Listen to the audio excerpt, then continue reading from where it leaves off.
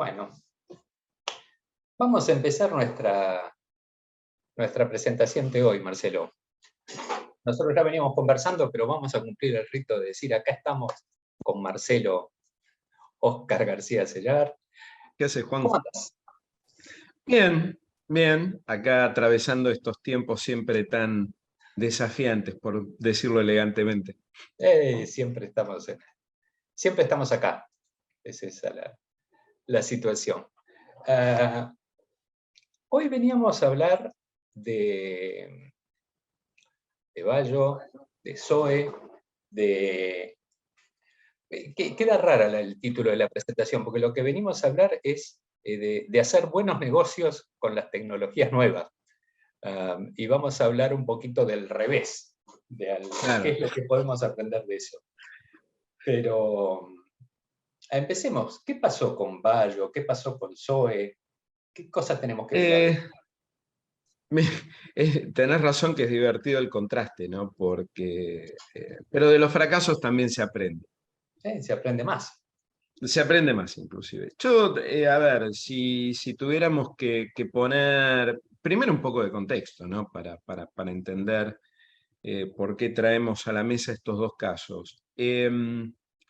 Son dos emprendimientos basados en negocios relativos a criptoactivos, para presentarlos de alguna forma, que terminaron en distintas denuncias penales y cuestiones legales bien complejas. El caso más simple es el de Bayo Coin. Bayo presentaba una pequeña red de sociedades, lo que prometían eran tener un exchange con una criptomoneda propia. Lo que caracterizó todo el caso de Bayo es el uso de influencers pagos, pero además influencers caros. Estaban Elegante, Wanda y Zaira Nara, estuvo Pampita, Jimena Barón, o sea, gente que no se moviliza solamente por amor al arte, son profesionales de la imagen y todos posteaban promocionando las bondades de Bayo, inclusive en algún posteo algunos de estos influencers, que eran muchos más de los que mencionamos, hablaban de que habían invertido ahí sus ahorros personales. En este caso, Bayo cae después de 2 denuncias penales, y el segundo en nuestro orden de presentación, pero primero en el tiempo, el que cayó primero, fue el entramado de Generación Zoe, que esto era una estructura bastante más compleja, tenía varias sociedades. En el caso de Grupo Zoe hay 4 imputados. Se hablaban de 46 unidades de negocios, algunas con sociedades constituidas, otras eran simplemente áreas de negocios dentro de alguna de las sociedades. Y el caso de Grupo Zoe era un poco más complejo, no necesariamente más sofisticado, pero sí más complejo, porque la puerta de entrada al negocio era una capacitación era capacitación financiera, y te dan un curso para después ser coach. Ahora, si vos además de coach, el curso de coaching, invertías, el curso eran $100, pero podías llegar a invertir 500, te llevabas el curso gratis y tenías algunos beneficios adicionales si arrastrabas a algún amigo, conocido, familiar a seguir el mismo derrotero que vos.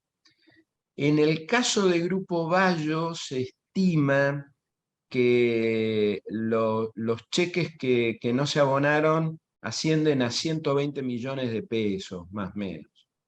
O sea, el muerto que se detectó rápidamente fueron 30 millones de pesos, que fue por ahí por abril, y después rápidamente se había duplicado en mayo, y ya hasta hace poco habían, ya te digo, cerca de 120 millones de dólares. En el caso de Grupo Zoe, y esto da una idea de la cantidad de gente que está involucrada, que que quedó atrapada en esta situación. Se habla de una comunidad de cerca de 100.000 personas y se estima que los números de la dimensión económica de la caída de Grupo Zoe son pasando los $250.000, un montón de plata. Entonces, ¿a qué nos confronta Grupo Zoe y Bayo? Hay varias cuestiones, digamos. Una primera mirada es sobre cómo hay que evaluar la solidez de un proyecto antes de invertir, sobre todo un proyecto que involucra tecnologías de las cuales se habla mucho, pero se entiende poco, como es la criptoactivos, manejar billeteras virtuales, compra y que no se compra cuando uno adquiere un token, etcétera, etcétera. La segunda, más divertida, más cool, que es qué pasa con los influencers, digamos, todo el engagement que generan a través de su discurso y los límites de la libertad de expresión en un contexto comercial y de promoción. Y después, que por ahí... ¿Cuáles son esos límites de la libertad de expresión? Porque estamos acostumbrados a decir, la libertad de expresión es... La libertad es libre. Wanda Nara dice lo que quiere, digamos, y no le Claro, puedo decir bueno, más. la libertad de expresión, como toda libertad, no es total y absoluta, digamos, entra en tensión con otros derechos y garantías constitucionales y a nivel inclusive diría de derechos humanos por convenciones internacionales. Si yo expreso una idea política, cultural, tengo amplios márgenes de libertad para expresarme. Pero esos márgenes no son absolutos, porque en el contexto social que se expresa jurídicamente a través de ciertas restricciones, hoy es penalizado todo lo que sea lenguaje de odio, discursos de discriminación por religión, orientación sexual, raza, inclusive una... Okay. O sea, esto nos da una idea de que como libertad no es absoluta. Ahora, cuando hablamos de libertad de expresión en el ámbito comercial, concretamente libertad de expresión en el contexto de una campaña de marketing o de publicidad, todavía es un poco más restringida. ¿Por qué? Porque entra en tensión con los derechos del consumidor. Yo puedo dar una publicidad testimonial o exagerar con humor las bondades y los beneficios de un producto o de servicio, pero lo que no puedo hacer es engañar. No puedo engañar, la información tiene que ser veraz, clara, pertinente. Entonces, esto le impone límites un poco más concretos a la libertad de expresión en el contexto de la actividad comercial, porque entra en tensión con otros derechos. Y acá, si yo promuevo como influencer, que soy influencer porque tengo influencia en mi medio, tengo una gran cantidad de seguidores, que creen en mí y por eso las marcas me contratan, por esa capacidad de convicción que tengo, y muchos de mis seguidores siguen mis mensajes porque yo de alguna forma conecto con esa audiencia. Si yo les digo, yo invertí los ahorros de mi vida en este proyecto porque creo en él, esto abrió las compuertas a un debate de qué nivel de responsabilidad tiene el influencer por el mensaje que transmite, y qué obligación debiera tener de investigar el proyecto que está promocionando. Es un debate que todavía está corriendo y por ahí es un tema interesante para tratar en algún capítulo, ¿no? Libertad de expresión en medios digitales. Todo iría también de la mano de fake news, por ejemplo. Sí. Primo hermano. Lo podemos dejar agendado para otro encuentro si nuestro público nos sigue teniendo paciencia y nos quiere seguir escuchando. Esperemos que sí, no se vayan. Así que, y bueno, y el último gran parámetro que trae, no sé si parámetro, el otro eje que trae el tema de Bayo y Grupo Zoe es cómo los negocios en una economía digital, tokenizada, llamalo como quieras, cómo el regulador llega a esas esferas también, digamos, cómo lo que nosotros concebimos como un mundo más analógico, no virtual, más tradicional, que se supone que toda esta economía tokenizada procura escapar todo lo que es las finanzas descentralizadas, todas las estructuras que procuran hackear el sistema, las DAOs y todo eso, caen más tarde o más temprano, siempre alcanzadas por el derecho del cual pretenden escapar o el paradigma, o caen bajo el paradigma que pretenden romper. Sí, porque veníamos diciendo, una de las cosas que veníamos hablando era algo así como, vienen las tecnologías, después vienen las prácticas y después viene el derecho, digamos. Pero Correcto. acá no demoró tanto, los aspectos legales no demoraron tanto en llegar. No, no, tal cual, tal cual. A ver, Pero, no, pero ¿había leyes específicas para eso? no, se reinterpretan las leyes que existen. Y este es un tema que los que nos vienen siguiendo desde las primeras charlas ven que es casi un concepto recurrente, digamos.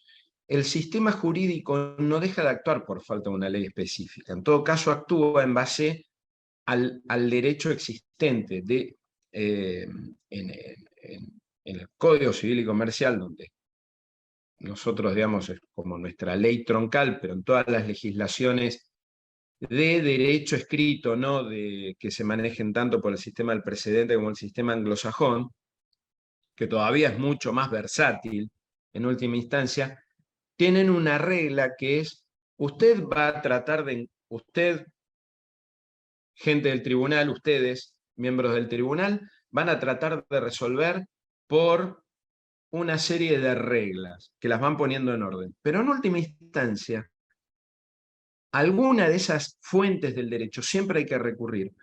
Un tribunal no puede decir, yo no tomo una decisión por el caso porque no tengo una ley.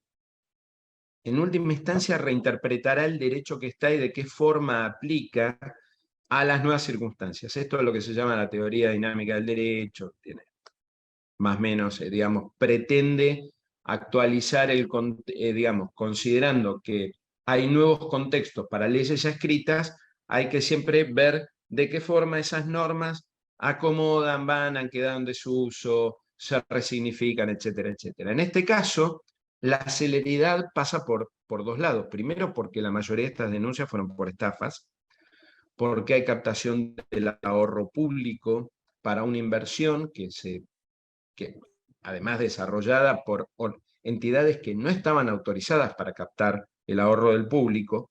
Entonces, como hay un interés, y vuelvo a la palabra pública, hay un interés público, concurrió en varios organismos, investigó la inspección, en el caso del Grupo SOE, la investigación fue bastante compleja porque interviene no solamente el Ministerio Público Fiscal, con la unidad de delitos económicos y lavado de activos, sino que además también interviene la Comisión Nacional de Valores justamente por este tema de que se capta ahorro del público.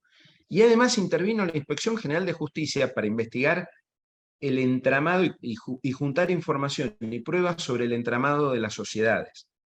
Entonces, esto demuestra que cuando esta idea de los nuevos modelos de negocios basados sobre nuevas tecnologías avanzan sobre grises o espacios no regulados, es cuanto menos una verdad a media o a medias o un mito urbano.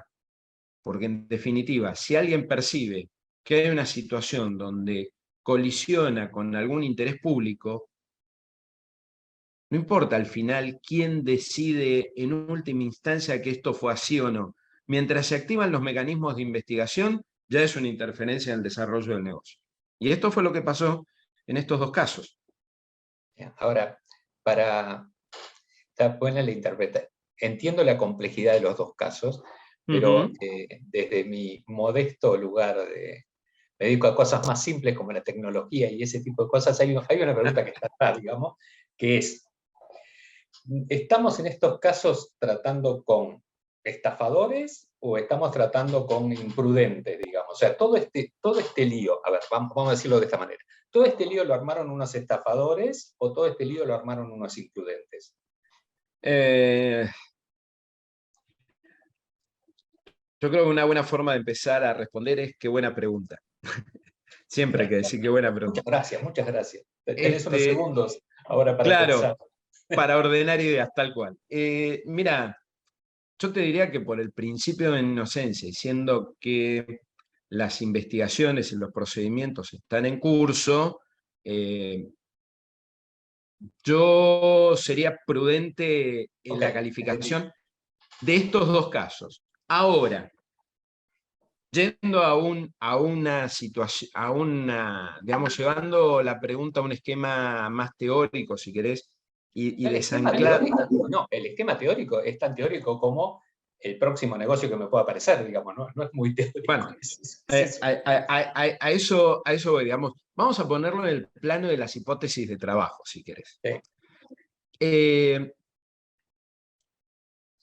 Por el lado del análisis de la hipótesis del estafador, el análisis es como siempre sencillo. ¿Por qué? Porque el estafador siempre busca cuál es el cuento del tío que puede prender en un público que de pronto está ávido de determinadas cosas. Entonces, el estafador en realidad despliega una actividad rápida y sencilla que es esto: te ofrezco aquello, le ofrece al mercado aquello que sabe que el mercado puede comprar, le da un packaging más o menos potable, no tiene mucha comprensión del fenómeno tecnológico comercial que hay de atrás, solamente necesita lo que necesita para hacerse del cash y huir lo más rápido posible. Nunca va a ser una estructura sólida y compleja que se pretenda para perdurar en el tiempo, pues siempre hay que salir rápido y liviano, es la regla de toda fuga. Con lo cual te diría que desde el lado delictivo basta con tener pocos elementos para tener la configuración de un proyecto que parece interesante. Ahora, me parece mucho más rico el análisis de la imprudencia. Me parece mucho más rico. ¿Por qué? El análisis Porque de él, perdón. de la hipótesis del imprudente, del Ah, empresario del imprudente. imprudente. Ok. Claro, claro, pues digamos, estamos estafadores o torpes barra Sí, sí, sí, imprudentes. ok, dale. Me parece que el imprudente presenta una complejidad mayor. ¿Por qué? Porque el imprudente sí pretende un negocio de largo plazo y lo que estoy viendo ya desde hace muchos años y cada vez más con la aceleración de la tecnología, la aceleración de creación de modelos de negocios, la facilidad para acceder a ciertos bienes, para estructurar negocios, bienes en términos generales, bienes de tecnología, conocimiento, modelos de referencia, es que muchos se tiran a la pileta sobre la base de una gran idea. Mirá, leí en Bloomberg, vi en Forbes, recibí el boletín de práctica y se me ocurrió que puedo replicar esto rápidamente. Entonces, ¿qué necesito? Hoy por ahí un espacio de hosteo, alguien de UX, alguien que me programe un par de cosas y el resto, y lo que le da estabilidad y los costos fiscales y el encuadre legal que esto puede llegar a tener. Pero es sorprendente el nivel de ligereza con la que se analizan todos los aspectos de un negocio que en otras áreas de industria, entendiendo industria no solamente fierro, sino, digamos, en otras áreas de actividad comercial, de prestación de productos y servicios, nadie toma tan a la ligera. Si uno abre, mira, te lo voy a poner en dos ejemplos que parecen distantes. Si yo voy a poner un maxi kiosco, soy más cuidadoso que si tengo el proyecto de lanzar un metaverso. ¿Por qué? Porque en el kiosco yo tengo que tener el espacio físico, ¿no? Alquilar, salvo lugares donde el Estado no controla tanto, pero si estás en una zona más o menos de actividad comercial, que sabes que el municipio te puede inspeccionar rápidamente, y te vas a preocupar por tener una habilitación, y vas a firmar un contrato de alquiler. y como vas a tener que comprar mercadería, y seguramente te inscribirás en la FIP, serás monotributista, pagarás ingresos brutos, vas a tener un contador, y si tenés un empleado y tenés alguna duda, y consultarás a un laboralista. Entonces, para una unidad tan chica como puede ser un kiosco, tenés una estructura empresaria bastante más sólida que para decir, mira, Juan, Sol y yo nos juntamos y vamos a alargar el metaverso donde vamos a interactuar con avatares y se lo vamos a vender a empresas y bla, bla, bla. Y cada uno de nosotros ponemos X cantidad de dólares y salimos a buscar inversores y allá vamos, copiamos términos y condiciones de un lado, una política de privacidad del otro y nada, un espacio de hosteo en algún lugar y algún chango o alguna empresa o algún alguien nos patrocinará y pondrá un stand virtual en un lote virtual en algún lugar. Y se manejan números, no sé si fantásticos, pero números interesantes, con algo que tiene pocas bases. Y yo veo muchos modelos de negocios en la diaria, y algunos son sólidos, desarrollados, tienen concepto, tienen equipo, tienen análisis de cómo es el modelo de monetización, cómo está impactado, y cuáles son los riesgos por los cuales navegan, y otros que, nada, es como un agrupamiento de buenas voluntades que van a la carga de barracas, y sobre el camino se va ordenando la cosa. Así que me preocupan en conclusión, me preocupan tanto los estafadores como los imprudentes, pero todo se resuelve en lo mismo. Vos tenés que mirar bien dónde vas a meter la plata. O sea, el consejo frente a ambas hipótesis de riesgo siempre es la misma. Y en eso de meter la plata, vos decías un ejemplo, bueno, vi esto y esto aparece como una oportunidad en el mercado y ese tipo de cosas, entonces me mando, digamos.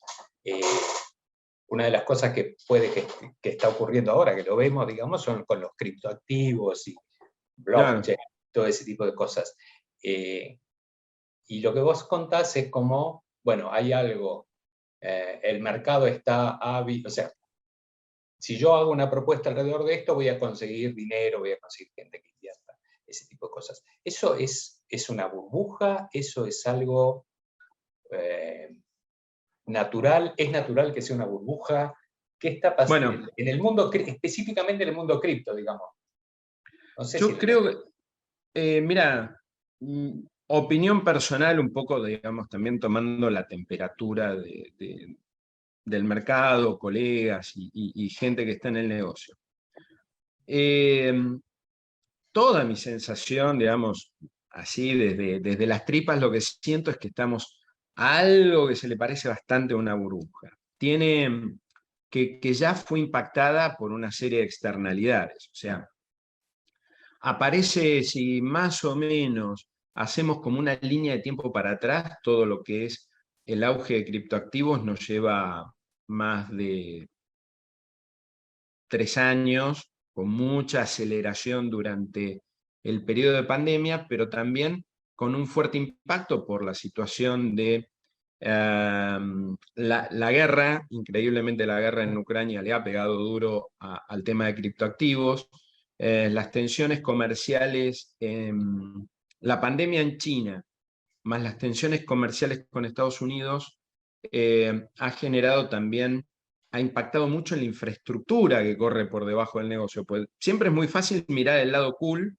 porque uno diría que esas cosas deberían servir como impulsores de esta nueva manera de guardar plata, de generar valor.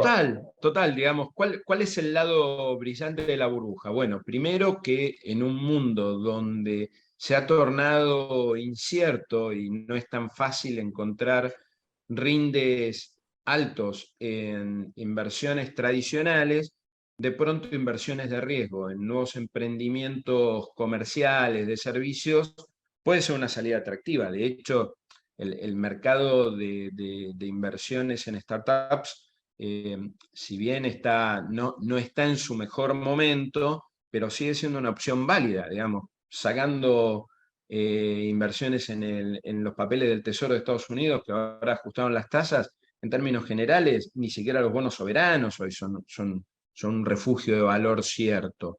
El oro no está en fácil acceso, hay un proceso inflacionario a nivel mundial, con lo cual la inversión en divisas también es un camino complejo o de muy poco respaldo de valor en una mirada a largo plazo. Entonces, de pronto, invertir en una empresa puede ser algo atractivo. O invertir en criptos. Recordemos lo que fue el recorrido del Bitcoin para arriba, Sí. por tomar un token que generó un desarrollo de valor que se va a rozar los 60 y pico de mil dólares, que ahora bajó sustancialmente. Lo que pasa es que el arrastre de las criptomonedas, las llamadas criptomonedas, arrastró también todos los negocios tokenizados e hizo multiplicar al infinito los tokens. De alguna manera, y no todos debidamente apalancados en una propuesta de valor que le dé solidez al proyecto. Ok. Todo pasa a ser un poco indiferenciado. Entonces, los proyectos malos que desaparecen terminan impactando el mercado de los proyectos buenos. Y yo creo que ese termina siendo un problema no irresoluble, pero me hace acordar un poco al auge de la burbuja de las inversiones inmobiliarias o el auge de las .com en su momento. Vos tenés que, digamos, después que demostraste de que se te llenó la pantalla de ofertas con todos proyectos fantásticos, siempre después los que sobreviven a esa burbuja son los sólidos, pero en el mientras tanto, donde vos te vas dando cuenta por dónde está la solidez y dónde hay humo, posiblemente perdiste la confianza y posiblemente perdiste plata, con lo cual un poco el eje, el principal portal para pasar de la mirada previa a la acción de inversión, o ser un usuario, un consumidor o un inversor en un proyecto, es entender bien lo que significa ese proyecto.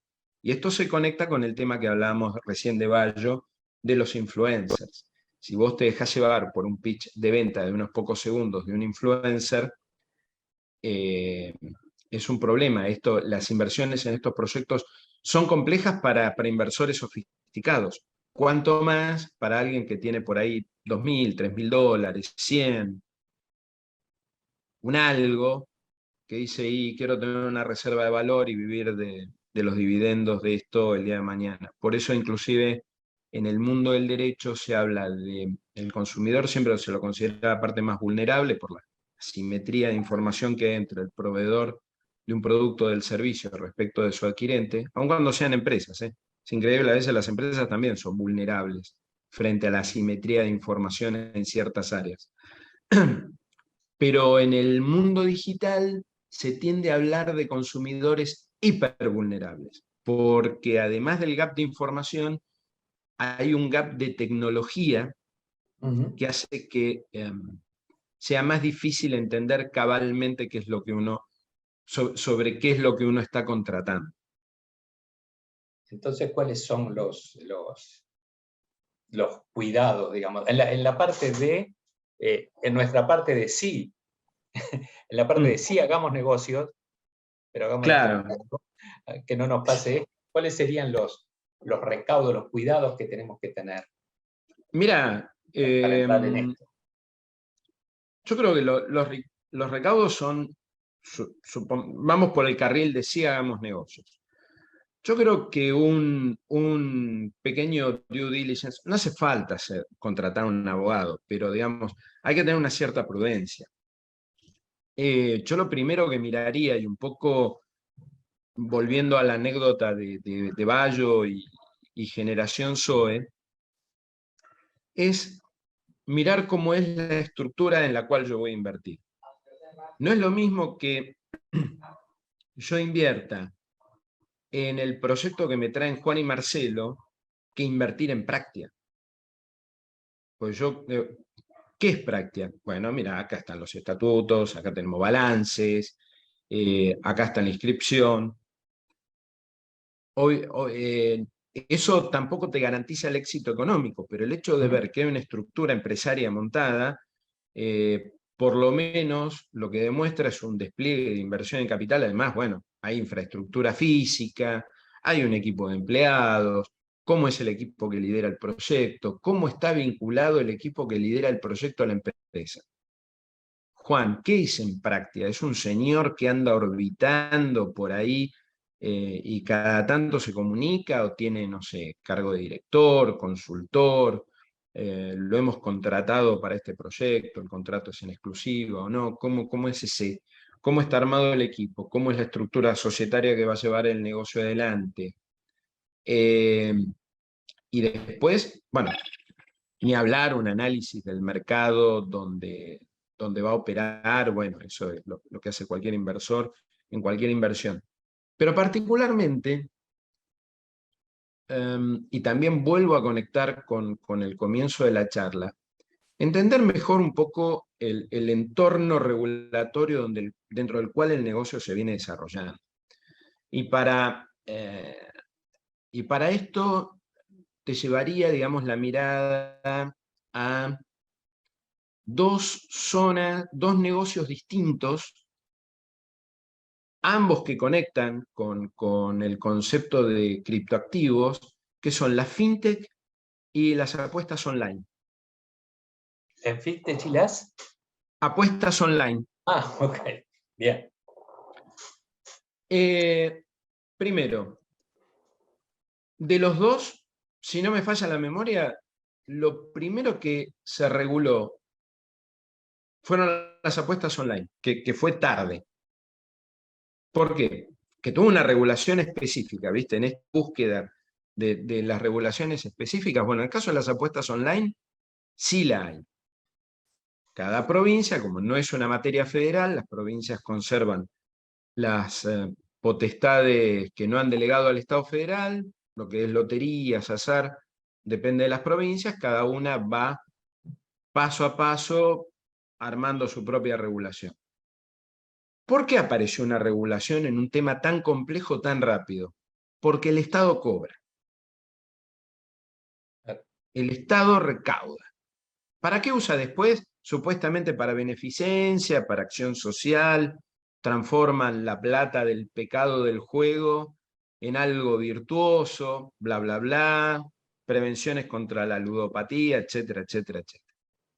Pero más allá de toda la cuestión discursiva en torno del juego, sus peligros y cómo se transforma en algo que puede ser un divertimento, más allá de eso, lo cierto es que el Estado recauda.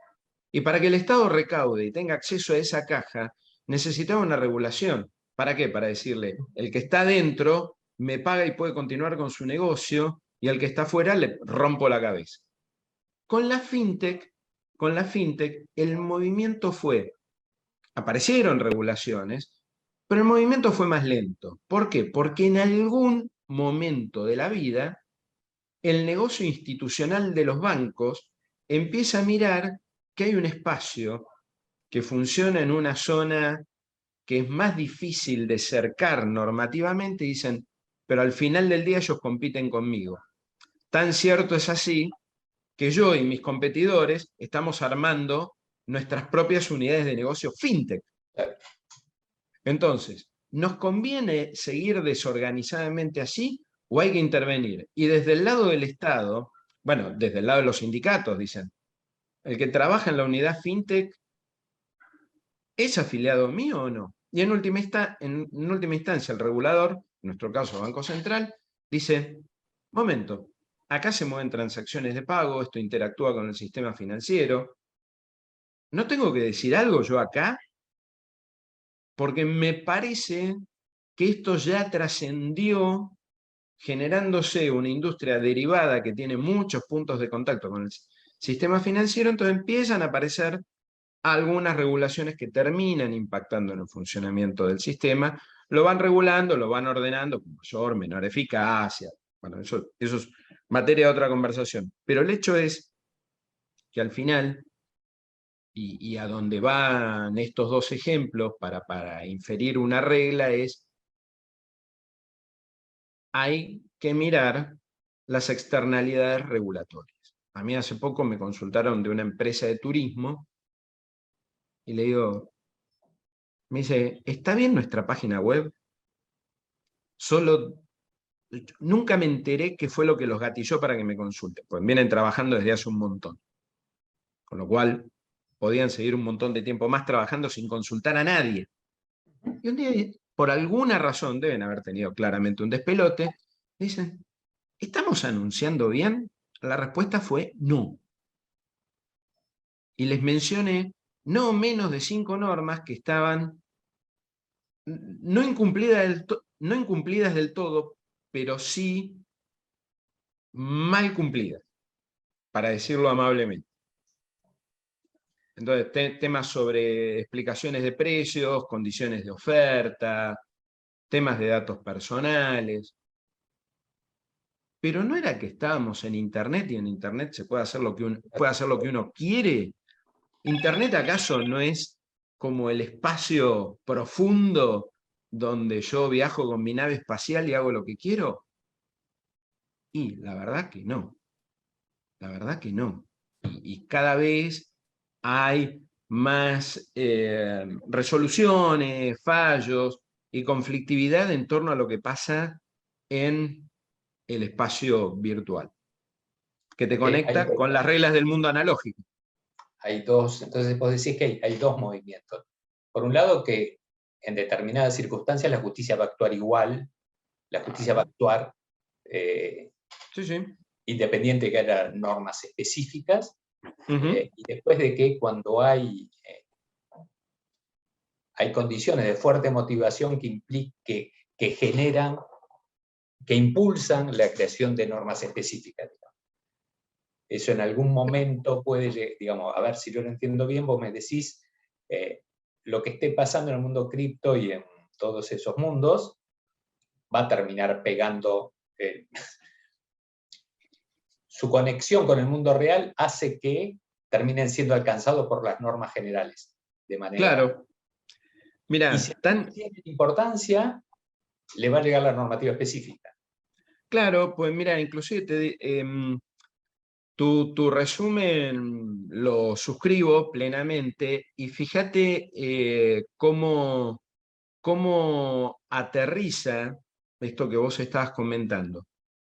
Vos podés estar operando en una especie de burbuja digital, entonces yo te compro un NFT con una cripto que acepte la plataforma a través de la cual estamos transaccionando.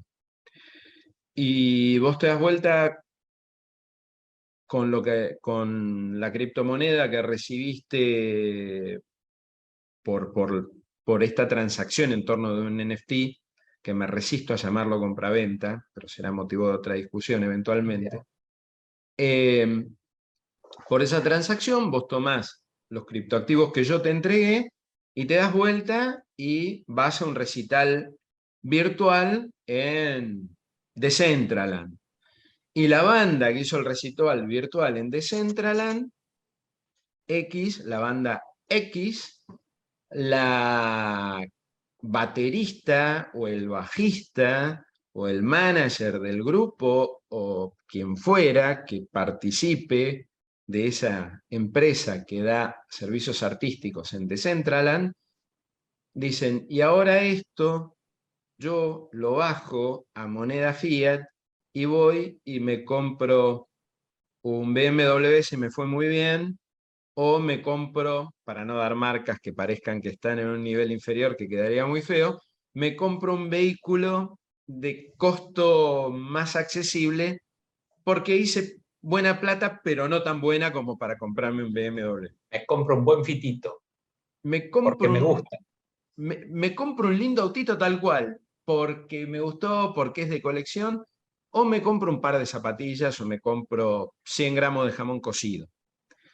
El asunto es que cuando vos pasás del bien digital y se transforma en moneda fiat, que inyectás en el mercado de la economía no virtual, la economía real, la economía centralizada, la que maneja moneda de curso legal, billete impreso, transacciones electrónicas a través de entidades financieras reguladas por el Banco Central o sus entidades pares en otras jurisdicciones, automáticamente tenés varios grandes hermanos que te empiezan a mirar. Te mira el banco, que tiene la obligación de hacer un reporte de operaciones sospechosas al Banco Central, si dice, es raro, esta persona nunca está haciendo transacciones con activos digitales, de pronto le apareció esto. Igual los que lo hacen muchas veces quedan expuestos a un ROS, pero ponele que no sea tu actividad habitual. Y la FIP dice, che, pero vos tenías siempre este saldo promedio y ahora saltaste acá y te entró toda la plata de esta operación.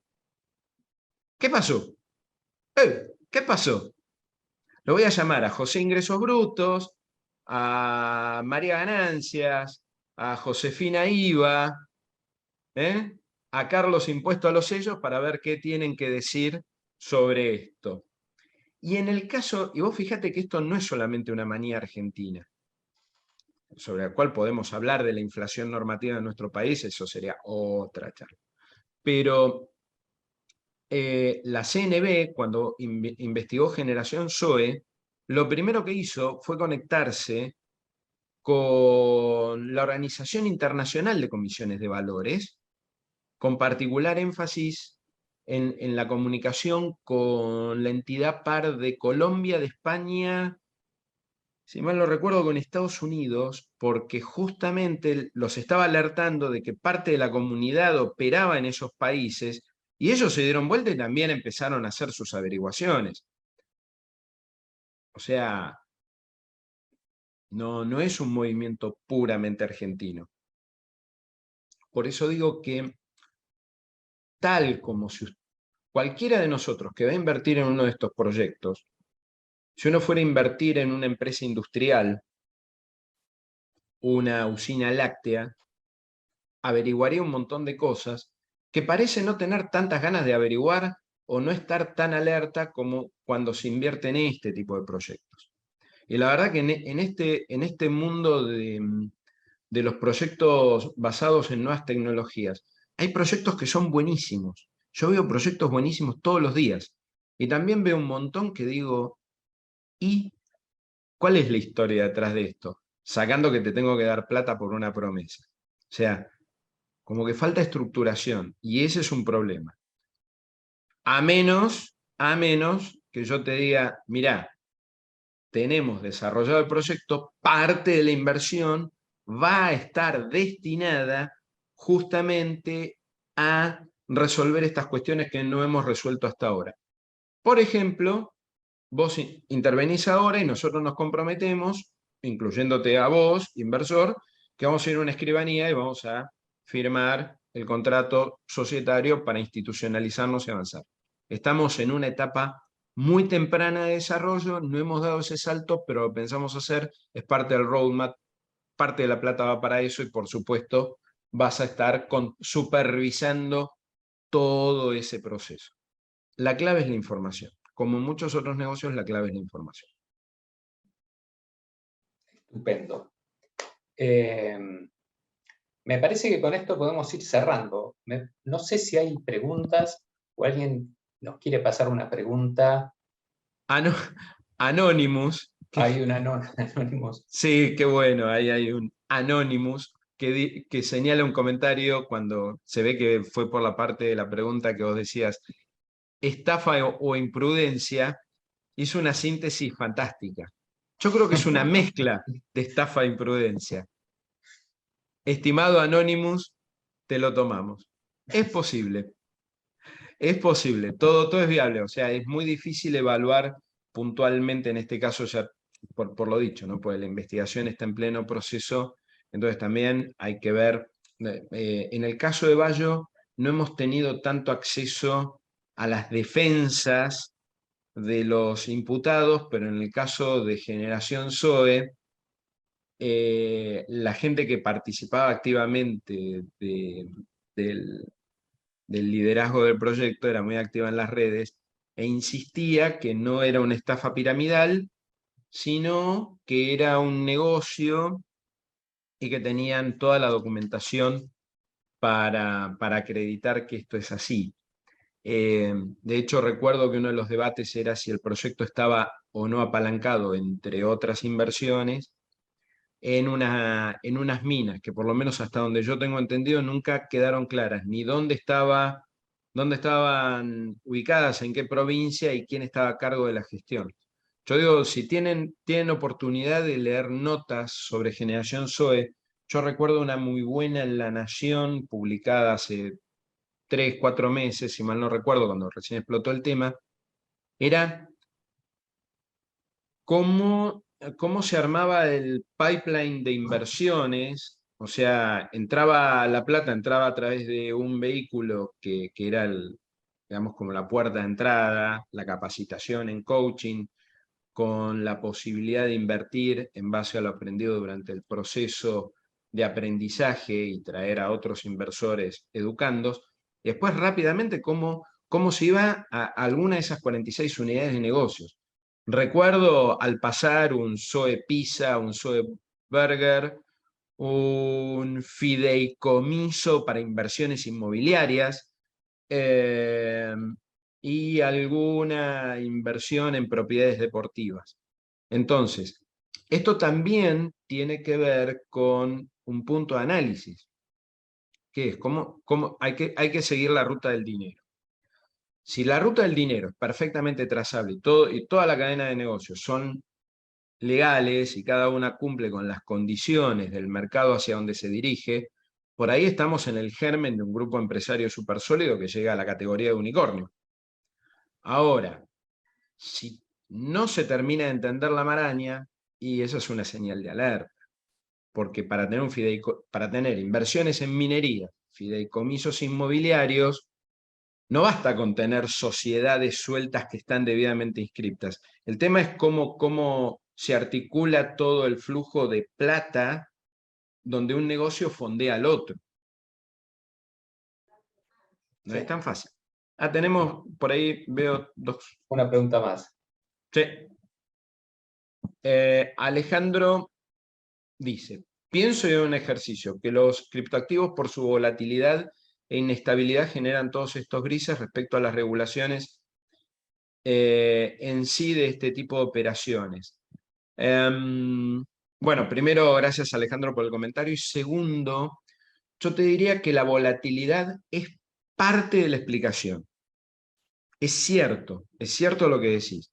Una inversión volátil, cuando despierta el interés de un organismo regulador, lo que pretende no es controlar el mercado de la volatilidad, porque eso es inherente al activo al cual se destina la inversión, pero sí lo que pretende es que esa volatilidad se haga expresa ante el público inversor, porque si se salen a captar ahorros para invertir, hay un tema de fe pública, entonces esa volatilidad debe estar explicada. Ejemplo, cuando ustedes entran a su home banking, al portfolio de inversiones que ofrece su banco, le van a decir para inversores que buscan riesgo bajo, medio y alto, y algún mini folleto con alguna explicación de dónde está la volatilidad, digamos, suele acompañar las ofertas de inversión. Y lo segundo es que quien recibe la inversión tenga la capacidad de responder también. Pues es cierto que una empresa puede chocar la calecita. Bueno, es parte del riesgo. Cualquiera que compra acciones en una empresa sabe que la empresa puede quebrar y que el Estado no va a estar para rescatarla. Esto es parte de las reglas de juego y es parte de la responsabilidad del inversor. Pero también el Estado pone un ojo para decir, bueno, dado que la posibilidad de quebrar es inherente a cualquier negocio, yo también lo que quiero poner una mirada es que a determinados niveles de empresas donde captan la inversión del público, bueno, tengan un cierto respaldo económico para que no desaparezcan y dejen un tendal, porque eso también afecta a la economía y el bienestar general. Es un poco, digamos, tratando de hacer un tema complejo, explicarlo fácil. Bueno, me parece que entonces con esto terminamos. Hemos Si lees cumplido algunas con... palabras, terminamos súper a tiempo esta vez. Sí, sí. Mira, yo creo que en definitiva, digamos, la conclusión, la moraleja que nos dejan los cuentos que recorrimos hoy es que em, hay que aprender a separar o a quitarse la venda en el ojo que genera esta fascinación por nuevas tecnologías, por querer ser disruptivo. Tarde o temprano, en la medida que todo lo que se genera en esos negocios aterriza en una economía, llamémosla real, llamémosla de moneda fiat, siempre está al alcance de la artillería de eh, reguladores, de los tribunales de justicia, de la conflictividad con otros actores de la economía.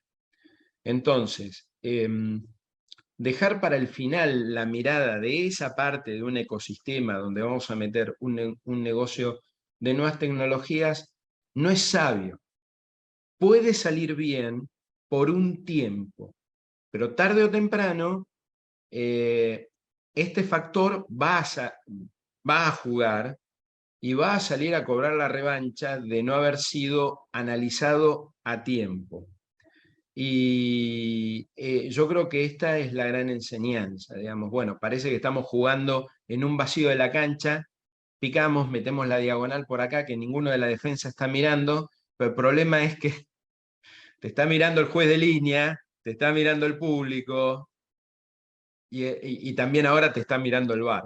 Entonces, se acelera la velocidad de los negocios, se acelera la velocidad de la tecnología, pero también se acelera la velocidad de respuesta del entorno regulatorio, metiendo ahí al Estado, a la justicia, a las leyes y toda esa gran bolsa de gatos. Así que esa es la moraleja. Qué pena, me encantaría poder contar cosas más divertidas, pero bueno. Vamos a buscar algo más divertido para la próxima vez, Marcelo. Elegí ser abogado, lo lamento, para otra vida buscaré ser alguien más cool como Juan, como vos.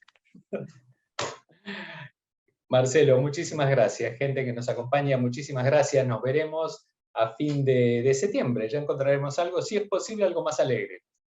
Un abrazo Bueno, para todos. Muchas gracias por estar ahí. cuídense. Chao. Chao.